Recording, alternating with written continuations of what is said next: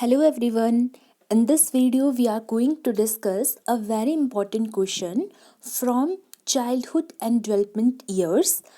And the question is define educational psychology and discuss the role of educational psychology in teaching learning process.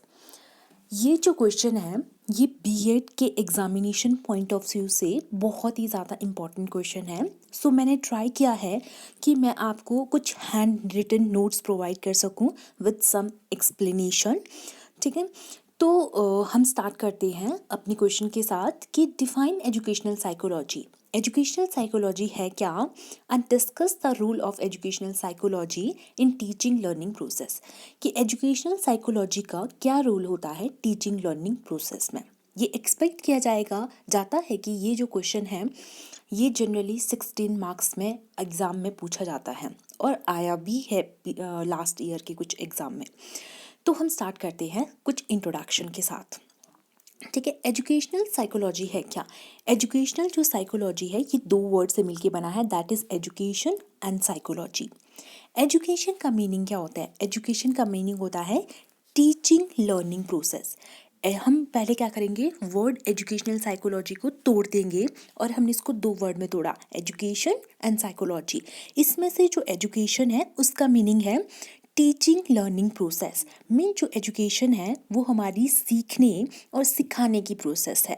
ठीक है, और अगर हम बात करें इसकी कि साइकोलॉजी क्या है, तो साइकोलॉजी के लिए साइकोलॉजी के लिए हम क्या करेंगे, यहाँ पे देखिए साइकोलॉजी। ठीक है, साइकोलॉजी क्या है, साइकोलॉजी भी क्या है, इसको भी हम फर्दर दो वर्ड्स में तोड़ देंगे, दैट इज साइकी एंड लोगस। तो अगर हम देखें कि साइकी का मीनिंग क्या होता है, साइकी का मीनिंग होता है माइंड एंड सोल, एंड लोगस का मीनिंग होता है स्टडी ऑफ। तो इस तरह से जो हमारी ये साइकोलॉजी है इसका मीनिंग क्या हुआ, साइकोलॉजी का मीनिंग हुआ कि स्टडी ऑफ ह्यूमन बिहेवियर या ह्यूमन माइंड। हम बोल सकते हैं कि जो साइकोलॉजी है उसका मतलब होता है जो इंसान है उसके माइंड को पढ़ना या उसके बिहेवियर को समझना, ये क्या होती है, ये होता है साइकोलॉजी का मीनिंग। ठीक है, अब हम वापस से अपनी प्रीवियस स्लाइड पे आ जाते हैं इस पे। ठीक है, तो हम यहाँ से ये क्लियर कर चुके हैं कि एजुकेशन का मतलब क्या होता है, ये एक टीचिंग लर्निंग प्रोसेस होती है, सीखने और सिखाने की प्रोसेस होती है। और साइकोलॉजी का मतलब होता है ब्रेन, आत्मा या ह्यूमन बिहेवियर को समझना, ये हमारी माइंड एंड सोल को समझना या ह्यूमन बिहेवियर को समझना साइकोलॉजी कहलाता है। ठीक है, अब हम बात कर देते हैं कि जो एजुकेशन है वो हमारे एक लैटिन वर्ड से ड्राइव हुआ है एंड उस लैटिन वर्ड का नाम है एडुकेटम। ठीक है, एजुकेशन जो ड्राइव हुआ है वो एक लैटिन वर्ड से ड्राइव हुआ है विच मीन्स एडुकेटम। अब जो ये एडुकेटम है ये फर्दर 3 पार्ट्स में डिवाइड किया गया है इसको, दैट इज एडुसेयर, एडुकेयर और एडुकेटम। ठीक है, अब हम इन तीनों का मीनिंग समझ लेते हैं कि इन तीनों का मीनिंग है क्या। तो एडुसेयर, एडुकेयर और एडु। ठीक है, एडु जो सेयर है उसका मीनिंग होता है टू नरिश, एडुकेयर का मतलब होता है टू ड्रॉ आउट, और एडुकेटम का मतलब होता है, ये फर्दर 2 पार्ट्स में डिवाइड हो जाता है, ई प्लस ड्यूको। ठीक है, ई का मतलब होता है फ्रॉम इनर साइड एंड ड्यूको का मतलब होता है टू ब्रिंग आउट। ठीक है, अगर हम ओवरऑल बात कर देते हैं ना कि हमारा जो एजुकेशन साइकोलॉजी है या एजुकेशन साइकोलॉजी नहीं, हमारे जो एजुकेशन है, जो हमने ये 3 वर्ड जो पढ़े इसका मतलब मीनिंग क्या था सबका। अगर हम एक लाइन में बोलना चाहे कि एजुकेशन का मीनिंग क्या है ना, तो हम बोलेंगे एजुकेशन का मतलब होता है कि कोई भी जो पर्सन है उसके अंदर जितने भी क्वालिटीज़ है उनको बाहर निकालना एजुकेशन कहलाता है। एजुकेशन के थ्रू हम किसी भी अंदर के अंदर जितने भी उसकी क्वालिटीज़ है, जितने भी अंदर उसकी एबिलिटीज़ है, जो भी उसके अंदर कैपेसिटीज़ है उनको हम एजुकेशन के थ्रू बाहर निकाल सकते हैं। ठीक है, और एक डेफिनेशन दी गई थी किसकी, एजुकेशन की डेफिनेशन दी गई है, किसके द्वारा दी गई है, स्वामी विवेकानंद के द्वारा दी गई है। ठीक है, स्वामी विवेकानंद द्वारा क्या दी गई है, एक एजुकेशन की डेफिनेशन दी गई है। उनका बोलना था कि एजुकेशन जो है, एजुकेशन किसी भी पर्सन, देखो education is the manifestation of perfection already in the man. Swami Vivekananda ji का कहना था कि इंसान के अंदर जो भी क्वालिटीज़ है उनको परफेक्ट जो चीज़ें करती है, जो चीज़ करती है, दैट इज़ एजुकेशन। ठीक है, स्वामी विवेकानंद जी का कहना था कि एक जो इंसान है उसके अंदर क्वालिटीज़ होती है, उन चीज़ों को ही हम क्या करते हैं, परफेक्ट करते हैं थ्रू एजुकेशन। तो ये हमारा मतलब था एजुकेशन से। ठीक है, और साइकोलॉजी तो हम पढ़ चुके हैं। तो अगर हम एक क्विक रिव्यू कर ले कि हमने अभी तक पढ़ा क्या। ठीक है, तो अभी तक अगर मैं आपको बताऊं तो हमने इंट्रोडक्शन के बारे में पढ़ा है ना, हमने इसके बारे में पढ़ा कि define educational psychology. Educational psychology है क्या, हम बोलेंगे एजुकेशनल साइकोलॉजी दो वर्ड से मिलके बना है, एजुकेशन एंड साइकोलॉजी। एजुकेशन का मतलब होता है ये सीखने और सिखाने की प्रोसेस होती है, या हम बोल सकते हैं एजुकेशन हेल्प करती है किसी भी पर्सन की जो अंदर उसकी जो भी क्वालिटीज़ है उनको बाहर निकालने के लिए, या उसकी जो भी क्वालिटीज़ है, एबिलिटीज़ है, उनको परफेक्ट करने में एजुकेशन बहुत ज़्यादा इंपॉर्टेंट रोल प्ले करती है। और उसी ही दूसरी साइड अगर हम बात करते हैं साइकोलॉजी, साइकोलॉजी का मतलब होता है ह्यूमन के माइंड को समझना, बिहेवियर को समझना, उसकी सोल को समझना, ये हमारा साइकोलॉजी के अंडर आता है। ठीक है, तो ये हमारा एजुकेशनल साइकोलॉजी का कुछ इंट्रोडक्शन था। अब हम बात करते हैं विथ सम फ्यू डेफिनेशंस की। इससे आपको ये भी पता लग जाएगा कि आपको क्वेश्चन को कैसे अटेम्प्ट करना है। ठीक है, पहले आप क्या कर दोगे, इंट्रोडक्शन दोगे, फिर उसके बाद आप कुछ डेफिनेशन दोगे। जनरली 2 डेफिनेशन आप मतलब प्रेफर किया जाता है कि आपको देनी है। ठीक है, तो इसी तरह से मैंने कुछ 2 डेफिनेशंस लिए, जैसे मैंने ये 2 डेफिनेशन मैं आपको करवाऊंगी। अकॉर्डिंग टू स्टीफन, स्टीफन के अकॉर्डिंगली क्या है, मतलब स्टीफन ने एजुकेशन साइकोलॉजी को कैसे डिस्क्राइब किया है, उनके अकॉर्डिंगली एजुकेशन साइकोलॉजी का क्या मतलब था। एजुकेशन साइकोलॉजी का उनका बोलने का मतलब था कि एजुकेशन साइकोलॉजी ना एक सिस्टमैटिक स्टडी है। ठीक है, जो किसी पर्सन के ग्रोथ एंड डेवलपमेंट को बताती है। स्पेशली जब हम चाइल्ड की बात कर रहे हैं तो वो चाइल्ड, मतलब स्टीफन के अकॉर्डिंगली हम बोल सकते हैं कि एजुकेशन साइकोलॉजी हमें ये हेल्प करती है, मतलब किसी पर्सन का ग्रोथ कैसे हुई है, डेवलपमेंट कैसे हुई है, उसको हमें सिस्टमैटिक वे में बताती है। सिस्टमैटिक वे में मतलब एक प्रॉपर तरीके से बताती है, ऐसे रैंडमली नहीं बता देती हमें। ठीक है, तो ये स्टीफन के अकॉर्डिंगली मतलब था एजुकेशनल साइकोलॉजी का। उसी तरह से हम बात कर देते हैं क्रो एंड क्रो की। क्रो एंड क्रो के अकॉर्डिंगली एजुकेशन साइकोलॉजी का क्या मतलब था। एजुकेशन साइकोलॉजी का क्रो एंड क्रो के अकॉर्डिंगली मतलब था कि इंडिविजुअल ना उसके में जो भी चीज़ें वो बर्थ से लेकर डेथ तक सीखता है, वो एजुकेशनल साइकोलॉजी क्या करती है, हमें बताती है। ठीक है, मतलब एक पर्सन के जितने भी एक्सपीरियंस वो सीखता है, करता है, फील करता है, एक्सपीरियंस करता है, बर्थ से लेकर डेथ तक, वो चीज़ें हमें कौन डिस्क्राइब कर सकती है, कौन बता सकती है, एजुकेशन साइकोलॉजी बता सकती है। ये क्रू एंड क्रो का कहना था। ठीक है, तो ये कुछ डेफिनेशन थी हमारी एजुकेशन साइकोलॉजी की। ठीक है, अब हम बात करते हैं हम हमारा जो हमने 2 पार्ट्स में इसको डिवाइड किया था ना, जैसे को मैंने आपको यहाँ पे बताया था, हमने क्या किया था, इसको डिफाइन एजुकेशन साइकोलॉजी, हमने यहाँ पे एजुकेशन को भी डिफाइन कर दिया, साइकोलॉजी को भी डिफाइन कर दिया, एजुकेशन साइकोलॉजी को भी डिफाइन कर दिया। ठीक है, फिर हमने कुछ इसके सम डेफिनेशंस दे दी। अब आते हैं हम इस पे, role of educational psychology. Education psychology का क्या रोल होता है टीचिंग लर्निंग प्रोसेस में। ठीक है, अब हम किस पे आएंगे कि एजुकेशन जो साइकोलॉजी है उसका क्या रोल होता है हमारे टीचिंग लर्निंग प्रोसेस पे। ठीक है, तो चलते हैं हम अपनी नेक्स्ट स्लाइड पे। ओके, तो यहाँ पे देखिए मैंने कुछ रोल को लिस्ट आउट कर दिया है आपके लिए। ठीक है, तो मैंने कुछ 12 से 13 पॉइंट लिखे हैं। इन 13 पॉइंट को आप क्या करोगे, डिटेल में एक्सप्लेन कर दोगे और आपका फुल 16 मार्क्स का क्वेश्चन बन जाएगा। ठीक, पहले मैं पॉइंट को रीड आउट कर देती हूँ। जैसे फर्स्ट पॉइंट है टू डेवलप पॉजिटिव एटीट्यूड। ठीक है, किसी पर्सन के अंदर पॉजिटिव एटीट्यूड को डेवलप करना। ठीक है, एक एक करके समझते भी है साथ में, सो दैट कि वीडियो भी ज़्यादा लंबी ना हो जाए। ठीक है, अगर हम बात करते हैं, हमारा फर्स्ट पॉइंट है to develop the positive attitude. ठीक है, तो अब क्या होता है, जब कोई भी जो पर्सन है, अगर उसको अपने प्रोफेशन के टूवर्ड उसके अंदर सारी वो कैपेबिलिटीज़ नहीं होगी उस पर्सन में। ठीक है, और वो पर्सन का खुद का बिहेवियर नेगेटिव होगा, मीन्स अगर हम टीचर की ही बात करें, ठीक है, तो क्लासरूम में बहुत सारे चैलेंजेस आते हैं।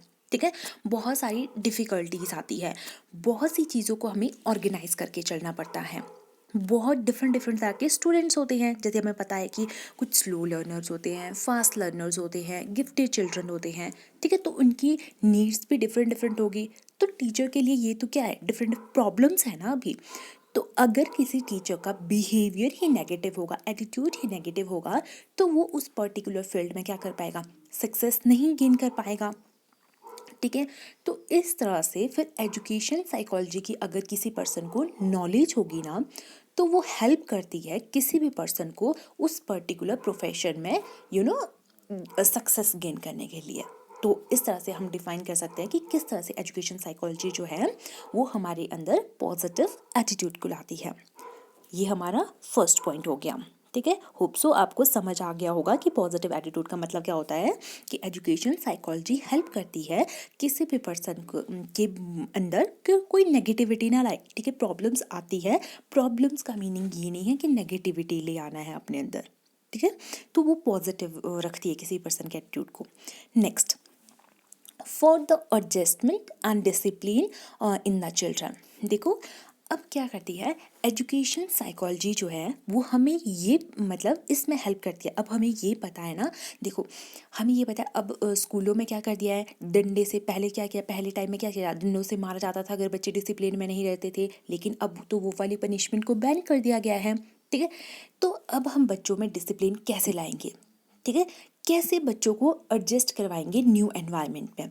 तो अगर हमें एजुकेशन साइकोलॉजी की नॉलेज होगी, तो वो हमें कुछ ऐसे मतलब वे आउट निकाल देगी, मतलब हमारे अंदर बिल्डअप कर देगी, जिसकी वजह से विदाउट बच्चों को पनिश करे हम कुछ ऐसे वे आउट निकाल सकते हैं जिससे हम बच्चों को डिसिप्लिन में रख सकते हैं क्लास में, और उनकी एडजस्टमेंट में भी हेल्प कर सकते हैं। मतलब बच्चों के अंदर ऐसा बिहेवियर क्रिएट कर सकते हैं ताकि वो किसी भी एनवायरनमेंट में अपने आप को एडजस्ट कर पाए, ठीक है। Next is understanding the children, ठीक है।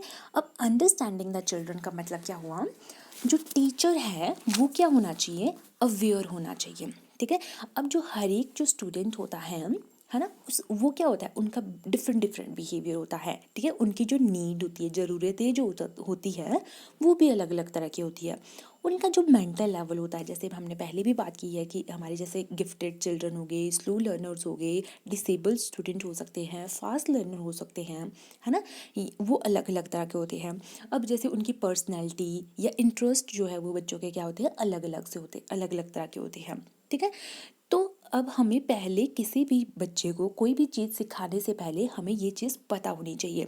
तो बच्चों के बारे में ये चीज़ हमें पता हो, है ना, उनके बिहेवियर के बारे में हमें चीज़ें अंडरस्टैंड करनी पड़ती है पहले कि हाँ ठीक है ये बच्चा ऐसा है तो हमें इसके थ्रू चलना है। तो एजुकेशन साइकोलॉजी हमें हेल्प करती है बच्चों के बिहेवियर को भी समझने के लिए, ठीक है।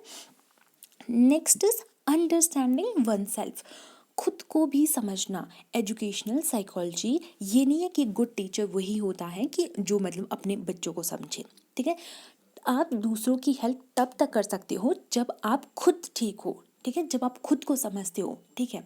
आपने बच्चों को समझ लिया, बच्चों की एबिलिटीज़ को आपने समझ लिया, बच्चों की आपने नीड्स को समझ लिया, लेकिन अगर टीचर को ये पता ही नहीं है कि क्या वो इन चीज़ों को टैकल कर सकता है कि नहीं कर सकता है, कर सकता है तो कैसे कर सकता है, उनका खुद का बिहेवियर कैसा है, ठीक है।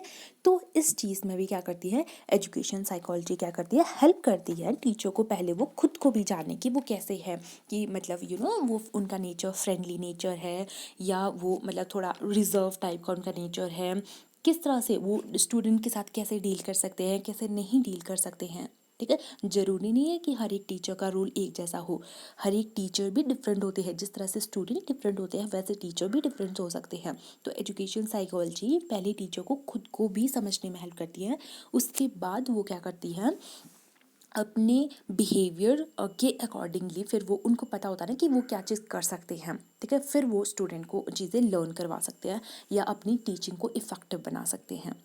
Next is helping the helpful for in planning the curriculum, ठीक है। तो इसमें तो एजुकेशनल साइकोलॉजी बहुत इंपॉर्टेंट रोल प्ले करती है। अगर हम बात कर देते हैं कि करिकुलम करिकुलम है क्या, तो करिकुलम का मतलब सिर्फ ये नहीं होता है कि जो हमारा सिलेबस है that is curriculum only. No, it is not only syllabus. ठीक है, सिलेबस भी इसमें आ जाते हैं, हमारे सब्जेक्ट्स इसमें आते हैं, बट स्कूल में कोई भी इंस्टीट्यूशन है, यूनिवर्सिटी, कॉलेज, वहाँ पे पढ़ाई से इनके अलावा और भी जितनी भी को करिकुलर एक्टिविटीज़ होती है ना, वो सारी हमारी इसके करिकुलम के अंदर आती है। तो जो टीचर है या जो एजुकेशनल साइकोलॉजी है वो हेल्प करती है ना। हम लेके बहुत बार हमारी ये चीज़ आएगी, ठीक है, कि हमें पता है डिफरेंट डिफरेंट तरह के स्टूडेंट्स हैं, उनकी वैल्यूज़ अलग है, उनके इंटरेस्ट अलग है, उनके मोटिव्स अलग अलग है।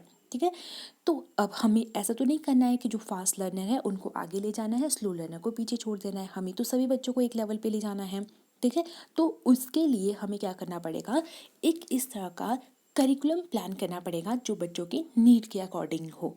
ठीक है, तो इस तरह से एजुकेशनल साइकोलॉजी हमें करिकुलम प्लान करने में हेल्प करती है। Next is diagnosis and solving the problem. Diagnosis and solving the problem में क्या आएगा, इसमें आएगा कि पहले तो हमें बच्चों की प्रॉब्लम का पता करना है। ठीक है, पहले डायग्नोस का मतलब क्या होता है, डायग्नोस का मतलब होता है पता करना। ठीक है, कि पहले तो हम पता करेंगे कि वो जो बच्चा है वो ऐसे बिहेव कर क्यों रहा है। ठीक है, डायग्नोस, डायग्नोस का मतलब होता है पता करना, उसके बाद हम सॉल्व। अब प्रॉब्लम क्या क्या आ सकती है बच्चे को, जैसे बच्चा एडजस्ट नहीं हो पा रहा है क्लास में, या वो डिसिप्लिन में नहीं रह पा रहा है, या बच्चा ना डिसेबल है, ठीक है, उसको कोई चीज़ दिख नहीं रही है, सुनाई नहीं दे रही है, या समझ नहीं आ रही है। ठीक है, तो पहले प्रॉब्लम को पता करना पड़ता है, फिर ही आप उनको सॉल्व कर सकते हो। तो इसमें भी एजुकेशन साइकोलॉजी क्या करती है, हेल्प करती है। Next, to understand the difficulties of the student. वही सेम चीज़ इसमें भी आ जाएगी कि बच्चों को, क्योंकि बच्चे डिफरेंट डिफरेंट तरह के होते हैं, तो सो ऑब्वियस है उनकी प्रॉब्लम्स भी डिफरेंट डिफरेंट तरह की होगी। तो अगर हमें बच्चों की डिफ़िकल्टीज को पता होगा, ठीक है, अगर बच्चा इस चीज़ से फैमिलियर होगा ना कि मतलब बच्चों को क्या क्या प्रॉब्लम्स आ रही है, ठीक है, तभी बच्चा उनको क्या कर सकता है, टैकल कर वो टीचर हेल्प कर सकता है बच्चों को अपनी प्रॉब्लम्स को सॉल्व करने में, टैकल करने में, वो उनको हेल्प कर सकता है। ठीक है, और प्रॉब्लम वही है ना कि एडजस्ट नहीं कर पा रहा है, और कोई चीज़ उसको समझ नहीं आ रही है तो क्यों नहीं आ रही है। ठीक है, अगर वो इन्फीरियर क्लास में फील कर रहा है तो वो क्यों फील कर रहा है, तो टीचर उसको हेल्प कर सकता है उसमें। Next, to understand the effective teaching method, this is again very important, और यहाँ पे भी एजुकेशन साइकोलॉजी बहुत ज़्यादा इंपॉर्टेंट रोल प्ले कर देती है। जैसे देखो ना, हमने बोला कि डिफरेंट डिफरेंट तरह के स्टूडेंट है, अब हर एक बच्चे के लिए हम एक जैसा मैथड तो यूज़ नहीं कर सकते हैं। अब जो हमारा स्लो लर्नर है और हमारा जो गिफ्टेड चिल्ड्रन है, ठीक है, क्या हम दोनों को एक लेवल का मेथड सिखा सकते हैं, नहीं। जो हमारा गिफ्टेड बच्चा होगा या फास्ट लर्नर होगा वो तो चीज़ें इजीली सीख जाएगा, ठीक है, बट स्लो लर्नर फिर वही इन्फीरियर फील करेगा वो अपने आप को। वो सोचेगा नहीं यार, एक बार तो पूछ भी लेगा, लेकिन दूसरी बार सोचेगा नहीं यार, है ना, उसको शर्म आएगी, मतलब वो थोड़ा हेजिटेट हो जाएगा। ठीक है, तो जब हमें ये पता होगा कि नहीं, हमारे स्टूडेंट अलग अलग तरह के हैं, ठीक है, लर्नर अलग अलग तरह के हैं, तो हम कोई एक ऐसा मेथड ढूंढे जिससे, अब ऐसा भी नहीं है कि ठीक है स्लो बच्चों को ही उनके ऊपर ज़्यादा ध्यान देंगे हम। ठीक है, क्योंकि अगर ऐसा होगा ना तो हमारे जो फास्ट लर्नर होंगे ना वो बोर्डम फील करेंगे, बोर हो जाएंगे वो क्लास में, उनको ऐसा लगेगा कि उन्होंने कुछ सीखा ही नहीं है। तो हमें कुछ ऐसे मेथड अपनाने पड़ेंगे जिससे हम सबको साथ में लेके चल सके। तो इस तरह से एजुकेशन साइकोलॉजी हमें हेल्प करती है इफ़ेक्टिव टीचिंग मेथड कि क्लासरूम में हम अपनी जो टीचिंग जो प्रोसेस है इसको कैसे इफ़ेक्टिव बना सकते हैं। Next, to provide guidance and counselling. Guidance and counselling का मतलब क्या हुआ, अब कोई बच्चा आपके पास आता है, ठीक है, मान लो उसने कोई करियर से रिलेटेड आपको कोई गाइडेंस लेनी है, ठीक है, तो अगर आपको खुद ही नहीं पता होगा तो आप उसको कैसे हेल्प करोगे। तो एजुकेशन साइकोलॉजी आपको इसमें भी हेल्प करती है कि आप, अब ऐसा तो नहीं है कि हर एक बच्चे को आप ये बोल दो कि आप डॉक्टर बनो, आप इंजीनियर बनो, आप इस लाइन में जाओ, नहीं। आप पहले बच्चे का क्या करोगे, देखोगे कि बच्चे के अंदर कितना पोटेंशियल है, ठीक है, कितनी एबिलिटीज़ है अंदर, उसके अकॉर्डिंगली आप उसको सजेस्ट करोगे, गाइड करोगे कि नहीं बच्चे आप इस फील्ड में जा सकते हो, इस फील्ड में आप अच्छा कर सकते हो। ठीक है, तो इसमें एजुकेशन साइकोलॉजी हेल्प करती है।